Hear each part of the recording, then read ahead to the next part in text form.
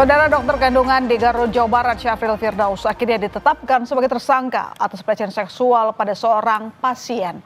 Fakta-fakta baru pun akhirnya bermunculan dari aksi cabul yang dilakukan oleh Syafril pada pasiennya. Syafril ternyata bukan sekali saja melakukan pelecehan seksual pada pasiennya. Bahkan penetapan status tersangka ini ternyata diberikan pada Syafril untuk kasus baru yaitu pelecehan seksual di tempat indekos. Bukan terkait video pelecehan di klinik yang sempat viral di media sosial. Dan inilah Syafril Firdaus, dokter kandungan, setelah keberadaannya dicari-cari. Akhirnya Polres Garut menetapkan Syafril sebagai tersangka pelecehan seksual pada pasien. Ibarat pepatah karena nila setitik rusak susu sebelanga. Akibat perbuatan cabulnya, jas putih dokter kebanggaan sehari-hari pun kini telah berganti dengan pakaian oranye khas penghuni tahanan. Tapi yang cukup mengejutkan, ternyata penetapan tersangka pada Syafril bukan untuk kasus dugaan pelecehan yang dilakukan pada ibu hamil di klinik yang video sempat viral beberapa waktu lalu, saudara. Melainkan kasus pelecehan yang dilakukan Syafril pada pasiennya di tempat indekos. Syafril bahkan diduga telah melakukan pelecehan seksual sebanyak 4 kali. Maskernya buka. Kok tega sih? Kok tiba-tiba, kenapa tiba-tiba, motifnya apa di bang? Lalu bagaimana ulas si dokter kandungan cabul ini menjebak para korbannya? Dari pemeriksaan polisi, pelaku menggunakan modus menawarkan pemberian vaksin pada pasien di luar klinik.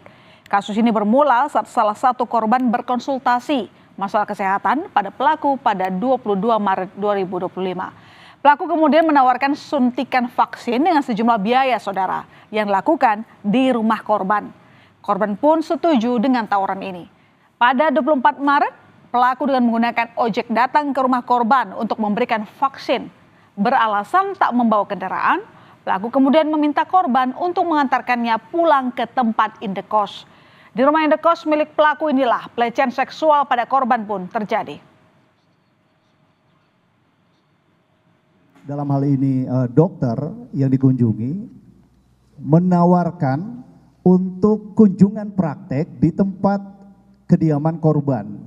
Pelaku minta diantarkan ke tempat kos-kosannya. Sampai dengan di rumah kos-kosan, di rumah pelaku, dan berusaha menolak. Kemudian korban juga menyampaikan, mengancam akan melaporkan malam ini juga. Pelaku tetap melakukan perbuatannya sampai akhirnya si korban berusaha melawan dan menendang. Akhirnya pelaku keluar dan pergi. Aksi cabul yang dilakukan dokter kandungan di Garut ini menjadi sorotan setelah videonya saat dirinya melakukan aksi tak senonoh pada pasien viral di media sosial. Dalam rekaman CCTV, pelaku diduga melecehkan pasiennya saat pemeriksaan ultrasonografi atau USG pada seorang ibu hamil di sebuah klinik di Garut, Jawa Barat. Pelaku diduga melancarkan aksinya di sebuah ruangan tanpa pendampingan dari perawat ataupun staf medis lain. Dari hasil pemeriksaan polisi, video pelecehan ini terjadi pada 20 Juni 2024 lalu. Apa yang dilakukan pelaku dalam melakukan pemeriksaan USG yang video viral itu ternyata di luar standar operasional prosedur dalam melakukan pemeriksaan USG dan melanggar etika. Ada beberapa SOP saat pemeriksaan USG. Apabila pasien ibu hamil datang sendiri, wajib ada pendamping perempuan dari tenaga medis seperti perawat dan bidan. Pemeriksaan pun hanya fokus di area perut dan panggul. Tidak boleh ada sentuhan fisik saat pemeriksaan, saudara. Apalagi di bagian privat pasien. Dokter yang melakukan pemeriksaan juga wajib menggunakan sarung tangan dan higienis. Meski demikian, ibu hamil yang berada dalam video viral ini ternyata belum melaporkan hal ini ke polisi. Hingga kini, korban yang telah melapor ke polisi berjumlah 1 orang. Polisi telah membuka posko pengaduan dan mendorong korban pelecehan seksual oleh dokter kandungan segera melapor. Polisi menjamin kerahasiaan pelapor. Sebab polisi sulit melakukan penyelidikan jika tidak ada laporan. Karena menurut pengakuan pelaku telah 4 kali melakukan pelecehan terhadap para pasien. Sudah membuka posko pengaduan untuk kasus ini.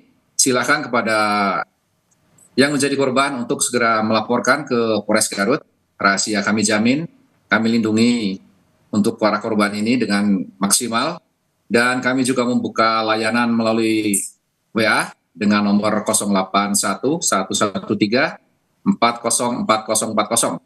Kami menghimbau kepada seluruh